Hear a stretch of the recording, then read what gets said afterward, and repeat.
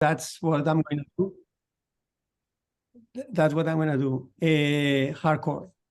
And these are the two topics that we have been working for a number of years in my laboratory, cellular senescence and cellular reprogramming. We're trying to understand these two cellular processes, and they have an implication on aging, as you will see. I'm sure that you know that.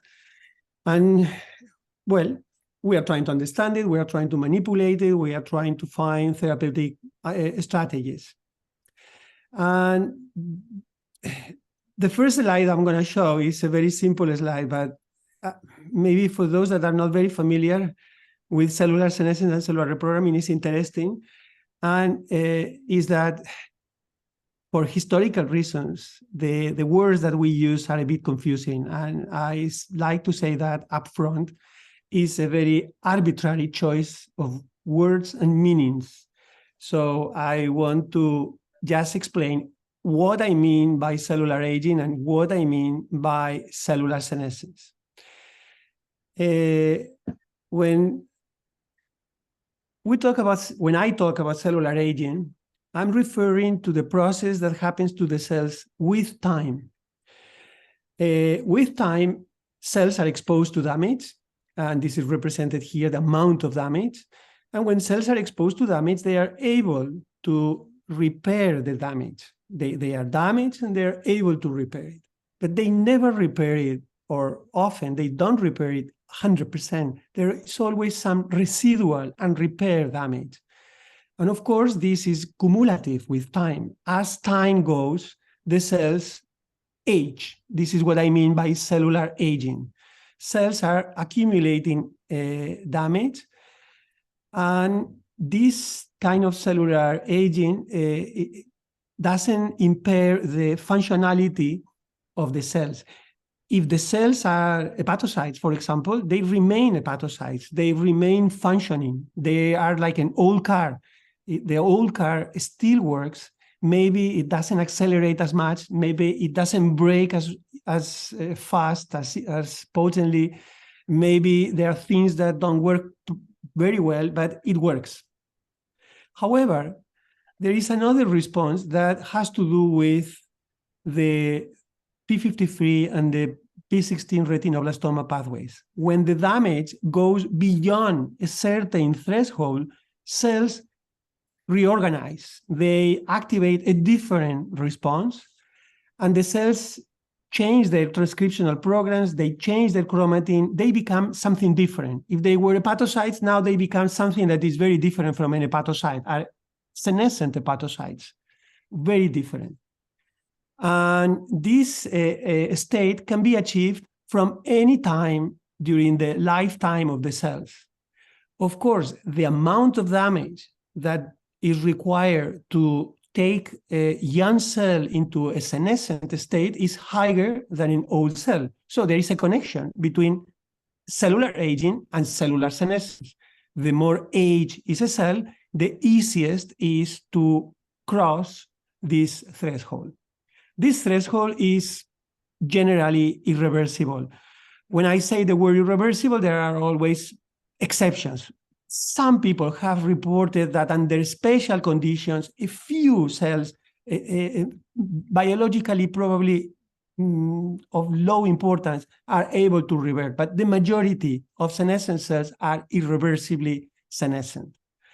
The importance of cellular senescence is that these cells acquire mechanisms to persist in the cells, and they are highly inflammatory and highly fibrotic. And if you are familiar with human diseases associated to aging, these are hallmarks of human diseases, fibrosis and chronic inflammation.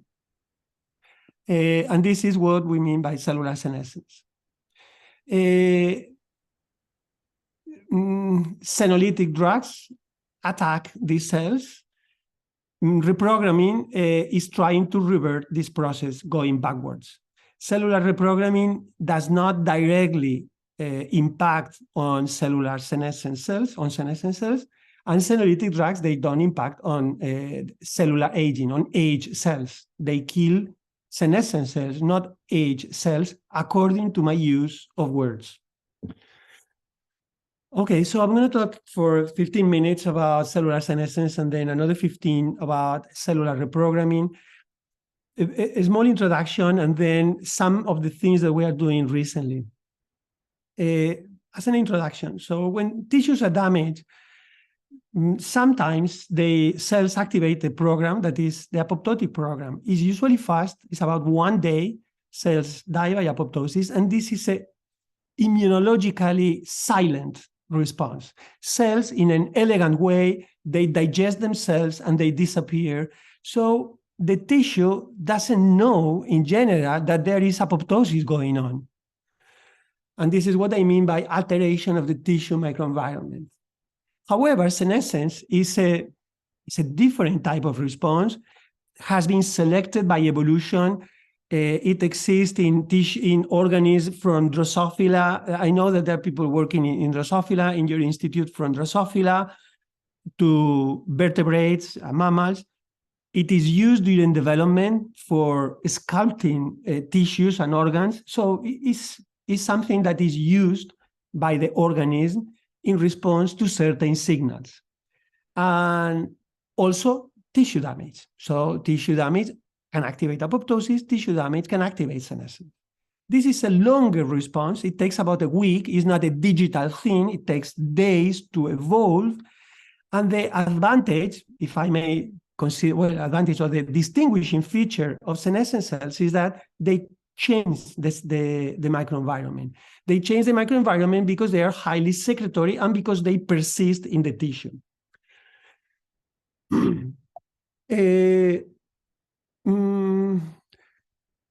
So going back here, so these are the senescent cells. So what happened, two characteristics of senescent cells is, of course, they are heterogeneous. And I say, of course, because usually the cell type has a lot of influence. A senescent hepatocyte is different from a senescent cardiomyocyte or neuron or glial cells, microglia. One feature of senescence is that if they were proliferating, they become unable to proliferate.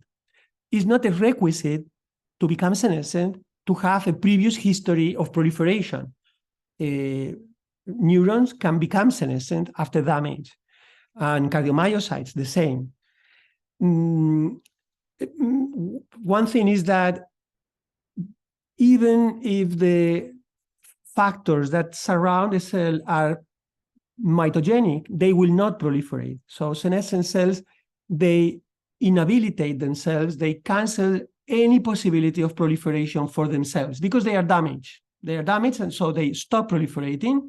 And the second property is that they are highly secretory. They are notifying the environment that there has been a damage in the tissue. They are working for the good of the society. They have been damaged, there has been a damage, and they are ringing the alarm. So what happens when senescent cells are damaged is that they recruit the immune cells for immune clearance. And these cells of the immune system are the ones that are going to repair the tissue. It's a requisite to repair the tissue. However, as you know, as we age, our immune system loses its activity. It becomes less efficient. As we age, we are less efficient in fighting against microbial infections, viral infections, and also our own senescent cells. So we become more permissive to these cells, and these cells evade the immune system. So this is this transition from young to old. The problem is not in the presence of senescent cells, it is in the persistence of senescent cells. This is the problem.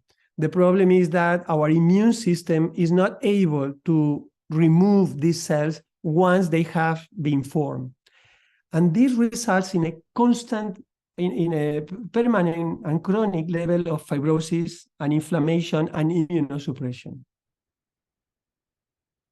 So here I mentioned senescent cells accumulate with aging in a diffuse manner across many tissues, up to 3 to 5%. Tissues in humans is in the liver, in the adipose tissue, if you consider, and also in the brain, the microglia particularly, if you consider that 3 or 5% of the entire liver are senescent cells, this is a lot of inflammation, of sterile inflammation that is being produced. And this has an impact on the functionality of the tissues. But apart from that, in particular tissue diseases, pathologies, senescent cells accumulate to a very high level. This depends on how do you define the histological pathology. For example, in atheromas, maybe 30% of the cells in the atheromas are senescent.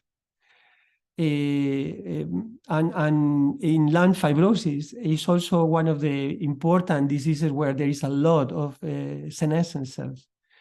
I put here more than 5%, but it can be 50%. And of course, targeting, well, this is a list of the diseases where damaged tissues are associated to senescent cells. And this has been done all in human pathologies. So senescent cells is a typical presence in human pathologies. Basically, all the pathologies associated to aging contain senescent cells, and they contribute to these pathologies. Senolytic drugs have been developed to kill these senescent cells. Senescent cells have a different biology. There are things that are working in a different way in senescent cells compared to the normal cells, and this is the same rationale as for cancer. Cancer cells have particularities, and there are drugs that are able to take advantage of that. And this is what senolytic drugs do. They kill the senescent cells are more vulnerable to these drugs than normal cells. Of course, it's always a window of response.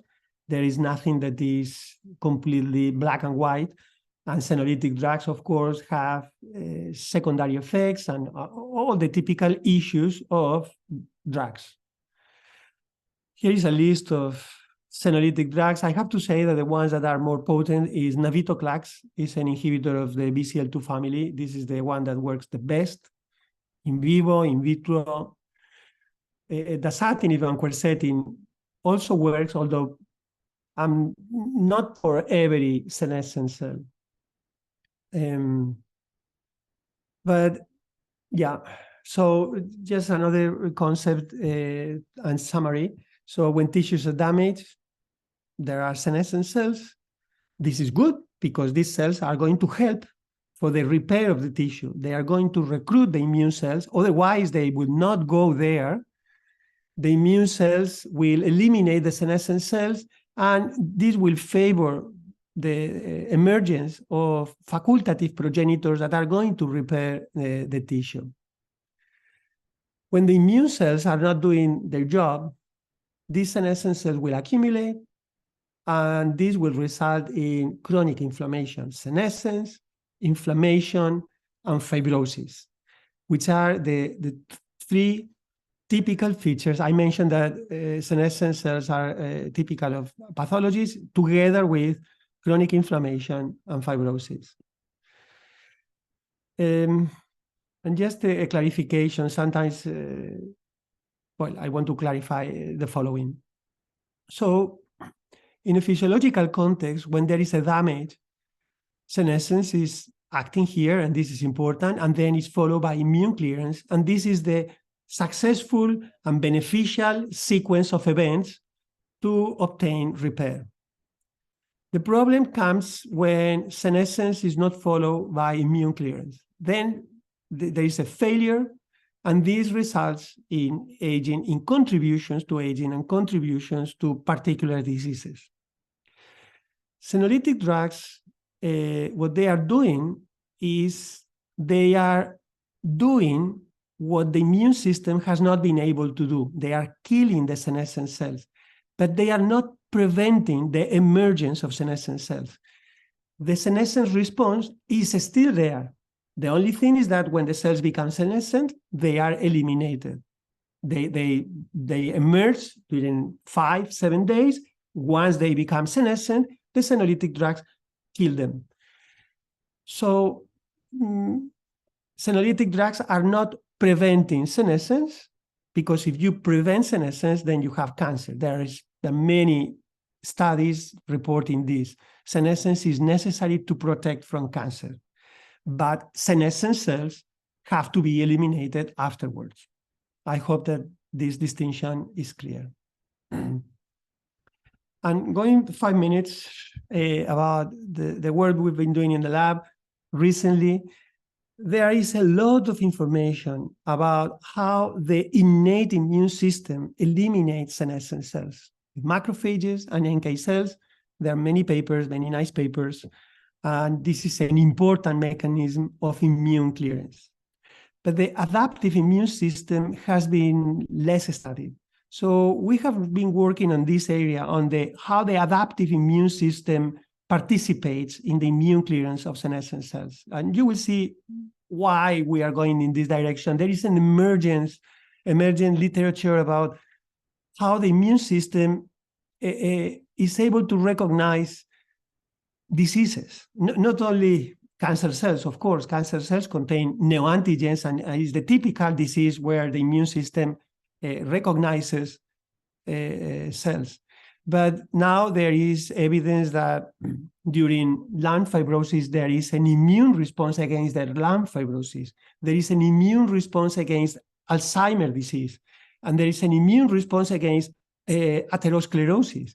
So the immune system is not invisible, is not deaf to these diseases. It's reacting, but is not successful in this reaction. So we want to understand that, because maybe we can apply similar strategies as in cancer. We can reactivate the immune system so that it attacks these diseases.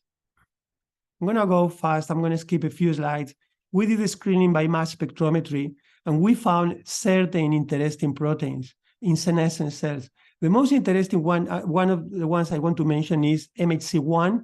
We found that, of course, all cells express MHC1. The senescent cells express massive amounts of MHC1.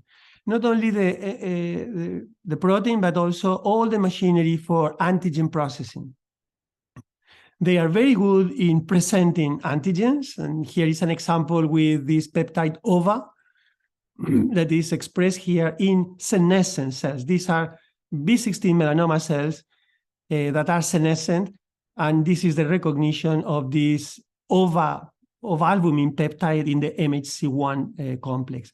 And this would be the comparison here, would be with the normal cells, normal B16 cells, melanoma cells, with OVA. They present the antigen, of course, they do it, but nothing to do with the amount of presentation of the senescent cells. And this is another example with another cancer cell, pancreatic cancer cell. So we thought that maybe senescent cells are expressing different self-antigens from the self-antigens expressed by normal cells. Normal cells express or present a subset of the repertoire of peptides that can be presented. I'm sure you're familiar with this idea, but the amount of antigens that are presented and the amount of tolerance that we have is for a small representation of self-antigens. There are many other self-antigens that are never presented. However, senescent cells, we suspected that they have an altered immunopeptidome. They don't have neoantigens as cancer cells. Cancer cells have neoantigens, but we suspected, or that was our hypothesis, that senescent cells contain an altered self. This is how is it called, an altered self, and would be able to be recognized by the adaptive immune system. In collaboration with Etienne Caron in the University of Montreal, they did the immunopeptidome. They immunoprecipitated MHC1, they extracted the peptides, and they sequenced them, and they found that in senescent cells, there are peptides that that had never been found in the non-senescent cells or even in the entire atlas of the immunopeptidome in the mice. These authors have published the atlas of the immunopeptidome in most of the tissues of the mouse, and these peptides were not in that database. So actually, we have focused in these peptides. I have forgot. No, these peptides are from proteins that they do not necessarily have to be functional, play a particular role in senescence. They are overexpressed in senescent cells. The thing is that they are processed by the proteasome in a slightly different way than in normal cells, and they select different peptides. So they are expressing peptides that are not present in normal cells. And this can be an opportunity to develop, to engineer T-cell receptors to target these peptides. These cells are immunogenic. We have tested that in the context of cancer. I'm going to skip this a little bit. Basically, I'm going to show you this experiment. Basically, what we have done is we have immunized mice with cancer cells undergoing immunogenic cell death. This is the gold standard. This is the best way to immunize a mouse against cancer, with immunogenic cell death. And what we have done is we have compared this system with senescent cancer cells. And what we have found is that the senescent cancer cells are much better in protecting the mice from a subsequent cancer than immunogenic cell death. And there are a number of reasons. One of the main reasons is that senescent cells persist for a long time subcutaneously. They present antigens very efficiently to dendritic cells, and they have all the adjuvant proteins, all the adjuvant factors to stimulate the immune system. So they make a perfect vaccine with adjuvancy, with persistency, and with presentation.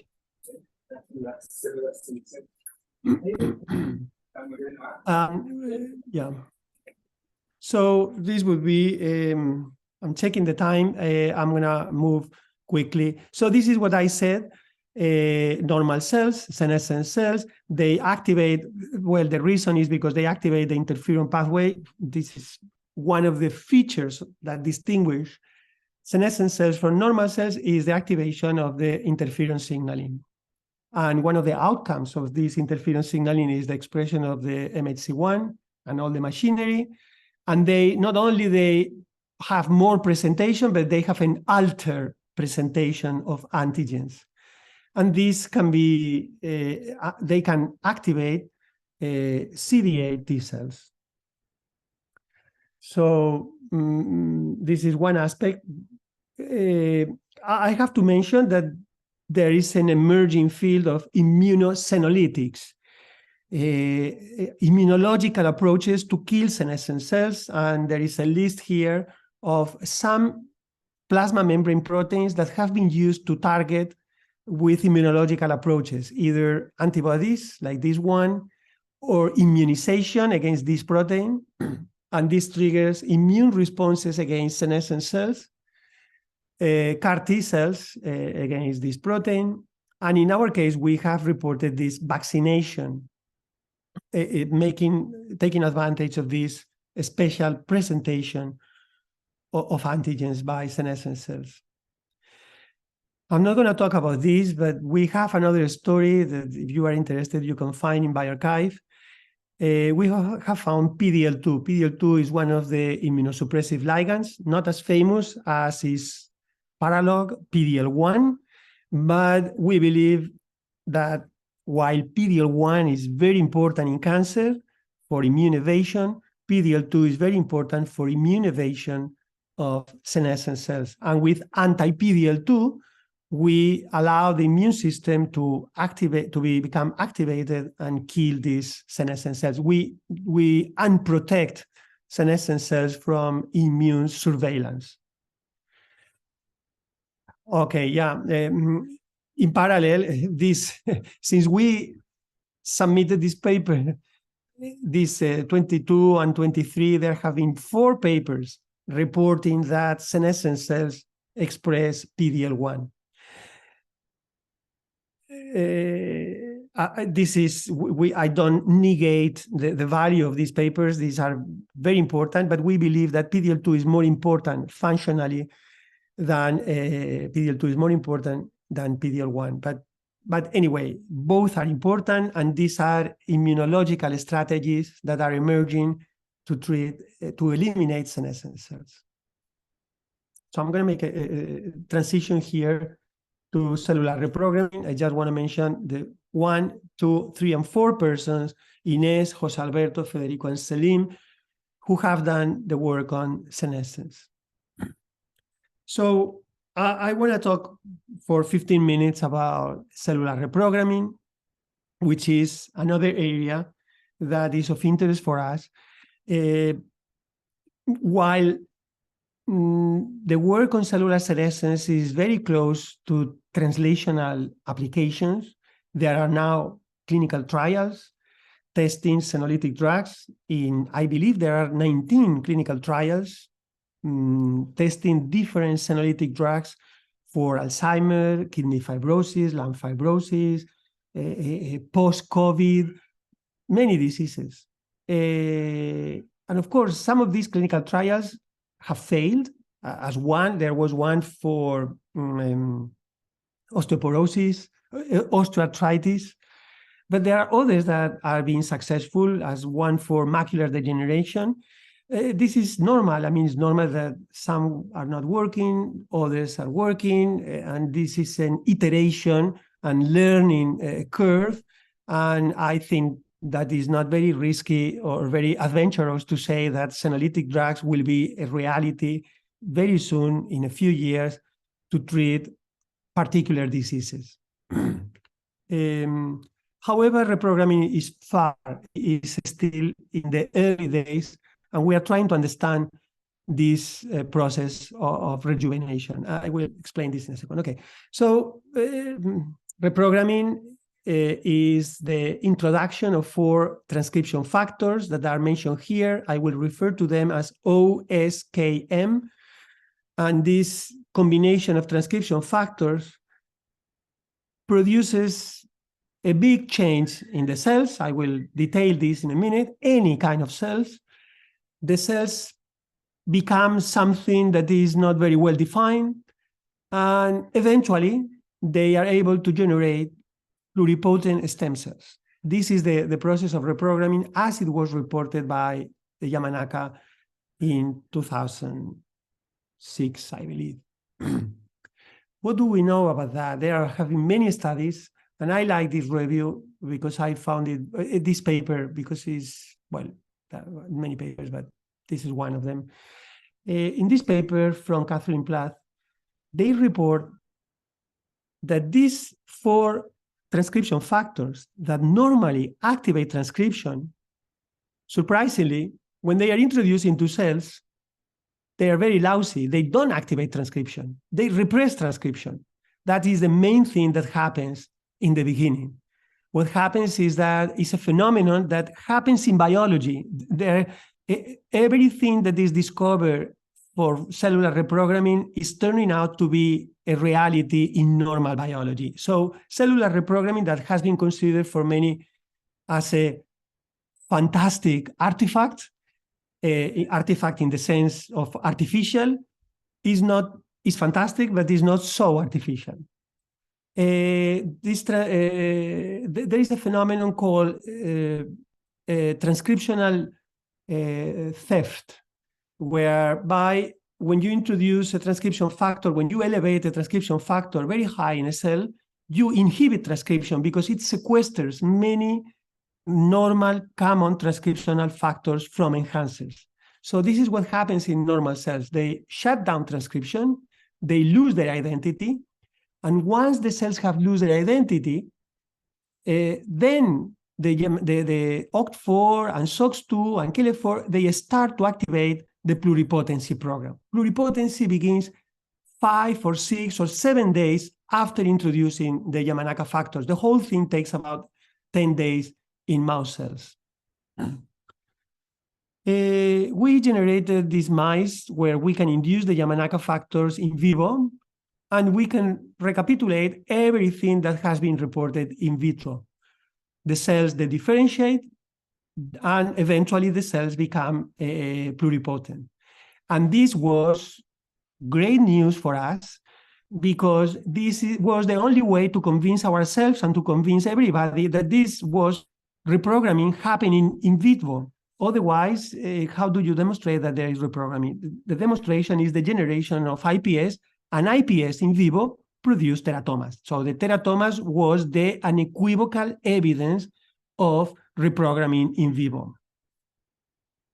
The field is not interested, well, I don't want to say, the main focus of this field has shifted from the IPS to these intermediate states. So now, while the IPS are super important, of course, but now I'm going to put all the focus in this early state, and you will see why in this intermediate part, not in this second part, but in this first part. It has been observed, and Juan Carlos Izpisua Belmonte, when he was at the Salk Institute, was a pioneer in this. They found that when you go to the intermediate states and then you silence the Yamanaka factors, so you interrupt the process, now the pluripotency program is not activated. The cells retain the memory of what they were for a number of reasons, as you will see, and they go back to the original identity. So there is not reprogramming in the strict sense of the word, because we are not changing the cellular identity. We are not going from a somatic cell to an IPS. We are going from a somatic cell to the same somatic cell. But in this case, it's a rejuvenated somatic cell. We can start with an hepatocyte here. The hepatocyte becomes perturbed, and the hepatocyte goes back to the original identity. It becomes again an hepatocyte, and now it's a rejuvenated hepatocyte. Why this has happened? And remember, in this first step, the Yamanaka factors are not doing anything that is typical for OCT4 or SOX2 or KLF4. They are actually repressing transcription. Something very simple. And this is what is called partial or reversible reprogramming, and this is the one that rejuvenates cells. Let me show you an example in vivo. This is a paper from the laboratory of Yamada. They activated in vivo. They generated a mouse that is very similar to our mouse. And this is in the exocrine pancreas. And they selected here all the super enhancers. These are all the super enhancers, 500, or I don't remember the number, but all the super enhancers align in the peak of K27 acetylation. You see, these are active enhancers, 500 active enhancers, super enhancers, and all of them disappear after 3 days of OSKM. OSKM is not activating anything, it is erasing the transcriptional programs of the cell because of this theft of factors.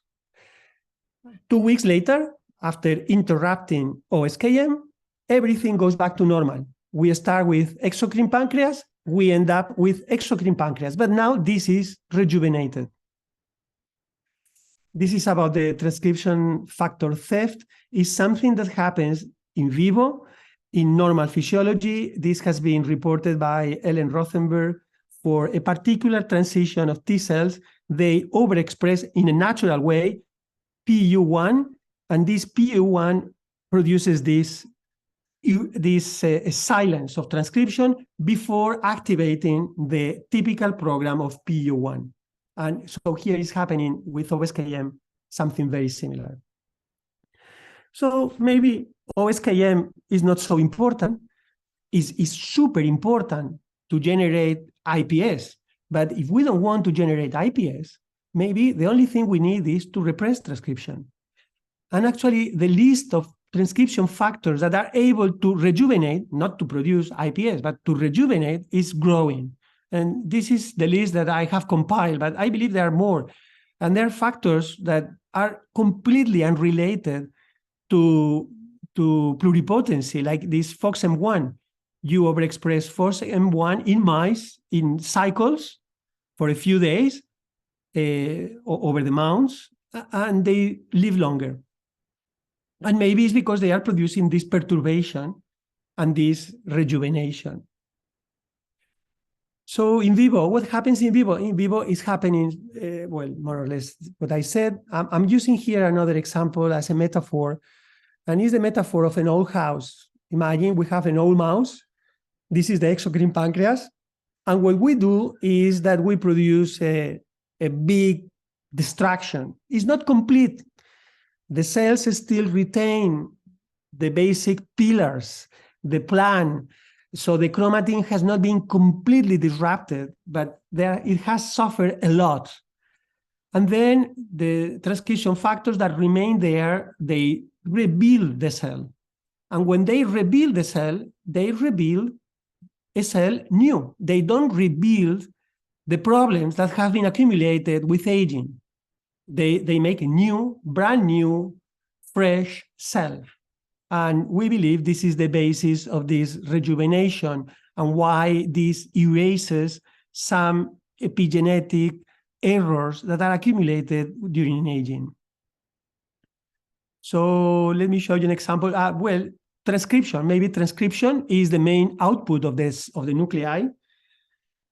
I'm gonna go fast. So we made a transcriptional clock, and we can see these are individual mice, 1, 2, 3, 4. These are all mice that have been rejuvenated. They have been exposed to the Yamanaka factors for 1 week, and they have recovered for 2 weeks. And when they recover for 2 weeks, the transcriptional outcome looks closer to the young mice. These are old mice, young mice, and these are in between. And actually, the program that rejuvenates the most, number one top category, is the mTOR signaling pathway, which is the signaling pathway that is more conserved across evolution, is the signaling pathway that goes up with aging from yeast, flies, worms, and vertebrates. Across all these animals, it goes up with aging. So here it goes down. We have checked also the epigenetic clocks. They are also rejuvenated. I'm going to skip this because this is published. And I want to go to, okay, so I'm talking about erasing problems, epigenetic errors. Sometimes I get the question, why methylation of the DNA? Is it so important? No, it's not so important. I don't think it's so important. It's very important, but I don't think it's more important that epigenetic marks in histones or chromatin loops or damine-associated domains. They are all important. The thing is that methylation of the DNA is very easy and very precise to measure. So we also think that we reason if this shutdown of transcription and this rebuilding is able to erase past memories of aging, it should be able to erase past memories of inflammation. Inflammation is very well known to produce epigenetic memory. This is the work of well, the name doesn't, well, doesn't matter. So here is an example of how this epigenetic memory works. Elaine Fuchs in New York. This is how it works. You have a cell, you expose the cell to an inflammatory stimulus, and this opens the chromatin for some genes, like, for example, interleukin-6. After the stimulus is, the inflammation is solved, the gene becomes silenced, but the chromatin remains open. And this is the memory. This is the memory that there was an inflammatory insult. When there is a second challenge to these cells, months later, the chromatin is already open, and then the activation of IL-6 is stronger and faster. This is the epigenetic memory of inflammation. So we have tested if we can erase this epigenetic memory using the Yamanaka factors. That was our reasoning, that this should erase everything. So let me walk you through this. This is the cells that have been primed. Number one, they have the memory.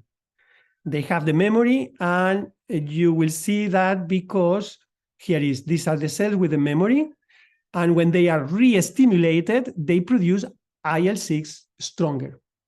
These are cells with no memory, minus, no LPS in the beginning. They have LPS here, number 3, 1 month. This is 1 month after. So the cells that are exposed to LPS 1 month later, they produce this amount of IL-6. The cells that were exposed to LPS, they have this memory. And now what happens with the cells that were exposed to the memory? Then they have this period of erasure, and then the second stimulation. They don't have the memory. They don't have this hyper response. We are working on identifying markers of this intermediate reprogramming. We want to understand where the cells have to go in this process of perturbation to acquire this rejuvenation. This is the acinar pancreas, the exocrine pancreas. 1 week during reprogramming. In this period, the cells are in this intermediate state in these mice. And you can see that there are all these cells that are in black that have lost CPA. They have lost one of the most characteristic genes of exocrine cells in the pancreas. They are losing their identity. Here are the cells, and they are losing their identity. We did a single-cell RNA sequencing of this, and to cut long story short, we have a trajectory of what is happening. Many cells, all the cells become stressed, and they express REC3A, it's a marker of stress in tissues. The entire pancreas becomes positive for this protein. And this happens also in the stomach, and this happens in other tissues. A fraction of the cells hyperregulate AP1. This is known to be, well, this happens in some cells. Why some cells activate a lot AP1 and others not, unknown. But these cells become refractory. And these are the ones that are here. They become refractory to reprogramming. They resist the OSKM, the effects of OSKM. But there are others, about half of them, that enter into this pathway of losing their identity, and they start to express different markers. And I want to mention here one, Ly6A, also known as SCA1. There are many reagents, and it's very well known that this gene, these are examples using single molecule fluorescence in situ hybridization. These are acini of cells. These are cells that retain their identity. And here there are acini that have started into this pathway. We have here cells that are red and green, red, green, and white. You can see here red, green, and white. We can see the sequence of events. Here we have cells that are still yellow. They still retain their original identity, and they start, then the neighbor cells start to express the red, and so on. There is an interesting geographical connections that we don't understand. But this, now for the first time, we have the capacity to detect this intermediate state of reprogramming in vivo, in tissues, in pancreas, stomach, intestine, also in the lung, is not shown here. And I have to say that these markers that we found, this is a signature of intermediate reprogramming that we found in the pancreas, is conserved in the stomach and is conserved in the colon, and some of them probably in the lung, and we think that this will be extensive to other tissues. Over the years, we have reported a number of boosters and blockers of reprogramming in vivo, always in vivo. These are pharmacological interventions. We know, I cannot enter into details, We know that IL-6 facilitates reprogramming, palbociclib, a drug that is approved for use in humans, facilitates reprogramming. Blocking NK cells facilitates reprogramming, vitamin B12 as well, because of the one-carbon metabolism. Very interesting story that we're trying to publish. CDK8 inhibition as well in relation with Tregs. And there are negative regulators, also important. It's important to have a way to prevent cells from progressing too far into pluripotency, because we don't want teratomas. And these are different drugs that we have reported over the time that they block reprogramming at certain point in this trajectory. So I want to finish with trying to put things together, some speculations. And as I said, the more we are learning, or the more I am learning about reprogramming, the closer I think this is to things that happen in real biology. Over the years, there has been a huge amount of work on tissue repair. And what happens when there is tissue repair is not that the pre-existing stem cells regenerate the tissue. No, the pre-existing stem cells are in charge of the homeostatic maintenance of the tissues. When there is a tissue damage, there are facultative progenitors that are generated de novo. There is a damage, and this damage changes the microenvironment, and cells that were not stem cells, they become stem cells. This is called injury-induced plasticity. There is this injury-induced plasticity, and cells start to do all kinds of transitions because the goal is to repair the tissue as fast as possible. And in this process, there is de-differentiation, and then there is re-differentiation. And if you remember my talk about reprogramming, this is what the Yamanaka factors do. They produce the differentiation and then re-differentiation. You start with somatic cells, they become plastic, and you go back to the initial somatic cells. No change in cellular identity, but repair. So this is what I mentioned before. With the Yamanaka factors, there is the differentiation and then re-differentiation, and the cells are rejuvenated. So we think that maybe in a normal process of tissue repair, there is a process of rejuvenation. There has been a recent paper now in Cell Metabolism by Gladyshev reporting that when they produce injury in the mice, the epigenetic age increases immediately after the injury in the entire mouse. And then when the mouse repairs the damage, the injury, it rejuvenates. So this epigenetic clock is measuring an accelerated aging and then a rejuvenation. And the rejuvenation happens in parallel to the tissue repair. And I will finish here a few minutes before the hour, as I promised. Sorry. And I want to thank the people that are mentioned here that are the ones who did the work on reprogramming. And with this, thank you for your attention. And I will be happy to answer questions or comments or get feedback and ideas. Thank you. Thank you very much, Manuel. It was a very exciting and stimulating talk. So we have time for questions. So I will give pass to Felipe Gurt first. Yeah. Hi, Manuel. Thank you very much for that talk. That was great to addressing also two big topics on the aging field. Yeah.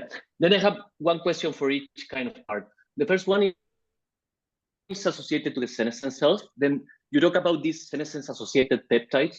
Do you have any idea if these kind of peptides associated to specific cells change between cells? There's a cell specificity that can be used for kind of cell-specific senolysis. That's one question. And the other one, yeah, sorry, go ahead. No, it's an excellent question. We don't know that. So far, we have done this only in fibroblasts. Okay. But it's part of what we want to do. We want to find cell type specific alter peptides. Perfect. Yeah. And about the reprogramming, you know, yeah, the kind of the idea and the theory and the data also, looks kind of very straightforward, right? You reprogram, but partially, and then you get kind of this rejuvenation. But I'm wondering if the timing of reprogramming, the timing of partial reprogramming, I'm wondering if changes between different cells. Then basically, how do you control, basically fine tune the reprogramming this window, because you don't want teratomas, but at the same time, maybe some tissues will kind of go earlier and other will kind of go later. Can you comment on this control, kind of more fine tuning of the partial reprogramming? You are absolutely right. This is a big problem. We are in a very early phase of understanding the biology of these things. We are not at this level yet. It's absolutely true that not all the cell types have the same ability to enter into the process. It's known that epithelial cells do this better than mesenchymal cells, for example, in general, as a general rule. And there are tissues like the pancreas that are very prone to do this. There is a connection with the amount of cytokines. Cytokines participate in this process. Interleukin-6 is very important. Tissues that produce a lot of interleukin-6, they reprogram very fast. But yeah, we have not reached this level of control. No. Yeah. Thank you very much. Thanks. Thank you, Felipe. So I have a couple of questions also. And these are kind of related to Felipe's. The first one, it's about these peptides that are produced on the senescent cells. Do you think that these peptides are kind of reflecting that the 20S protosome takes over the 26S protosome in those cells? And do you think that by doing that, so maybe proteins are targeted differentially, and then this might occur in some other tissues as well? We think that this is part of the reason, because the interferon signaling is activated, they produce the immunoproteasome. So the different subunits. I don't know if this is the entire explanation for the different peptides. I'm not sure. I mean, we don't know. Senescent cells also accumulate a lot of lysosomes. The lysosomal compartment becomes expanded. We published a paper on the proteome of the lysosomes of senescent cells, and they become saturated. They accumulate many proteins. And maybe this is also part of the story. Yeah, we don't know. We don't know. No. And I'm not an expert in this antigen presentation. I see. Okay. And the second question is related with what you mentioned about the Gladishev's paper that deals with the epigenetic clocks, right? And it's assumed that the epigenetic clock is just like an average because it's mostly taken from blood cells and DNA from blood cells. But what do you think whether we should start thinking that each organ might have its own age? And if that is true, so how will we deal with that?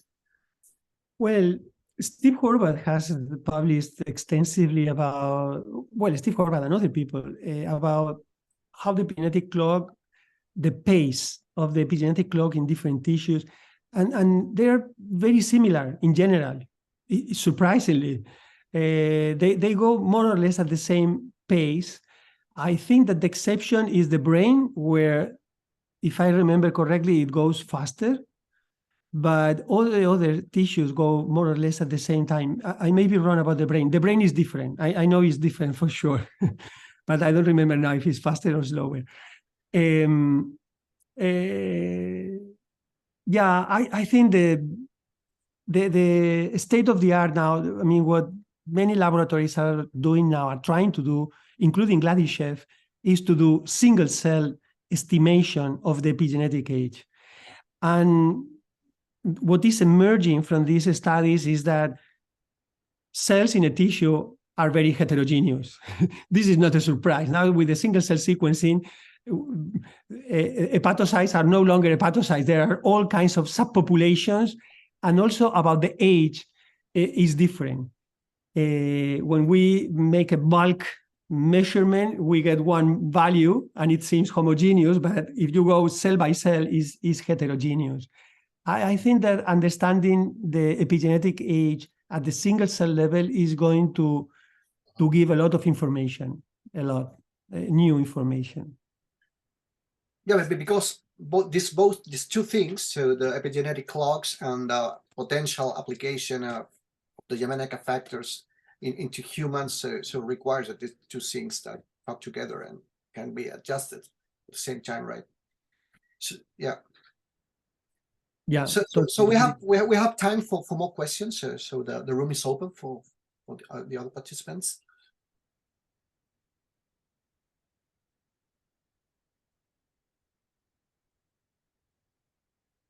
Well, I have one final question. I don't want to let you go, Manuel. So, and it is related if we move into humans.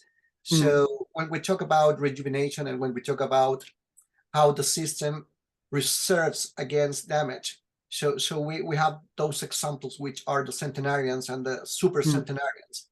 So what are your guess about this rejuvenation mechanism? How are these working on centenarians and super centenarians? I think that centenarians is a fantastic, exceptional biology is there. That is unclear what is happening. I would like to study the clonality of the T cells, what they have reacted to, what kind of memory the T memory cells they have. Yeah, it's unclear. I don't know. I think that this is a big issue to study. I would love to study centenarians. Thank you. I'm sure that in Chile you have a population of centenarians to study. That's a great. Yeah. So if there's no more questions on the room, so I would like to thank you, Manuel. It was a great talk, and we're very honored to host you today. And we will work to bring you in person, hopefully soon, to Chile. My pleasure. Thank you. Bye-bye. Bye. Adiós. Muchas gracias, Manuel. Chao.